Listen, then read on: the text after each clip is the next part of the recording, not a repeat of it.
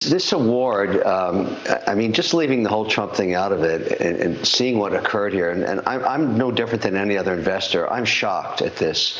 I can't even understand or fathom the decision at all. There's no rationale for it. And so let me give you a real-time experience I'm having regarding this, and I'm not the only one. It doesn't matter what the governor says. New York was already a loser state.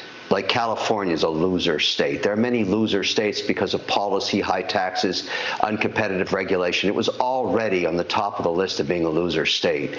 I would never invest in New York now, and I'm not the only person saying that. And here's a real-time situation. In development in real estate right now, the hottest asset class is very high-end data centers. They cost anywhere from $2.5 to $3.5 billion each. They're very expensive. They require low power. You need permits, but most of the major institutions in the world need more data centers, and that's why developers like me are doing this. Now, you need power. So New York has Niagara Falls. Normally, you'd consider that to put in one of these facilities, create 400 jobs, 5 more jobs for each of one of those for auxiliary services. I can't go to New York. So I'm going to Oklahoma, North Dakota, West Virginia.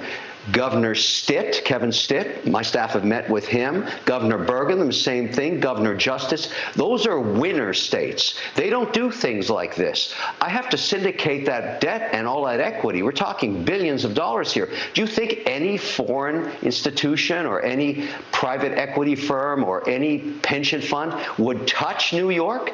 No. And that's why New Yorkers should be concerned. The fine people of New York should ask themselves, why are we such a loser state? How are we going to attract business? It's not just the existing businesses that are fleeing out to Texas and Florida.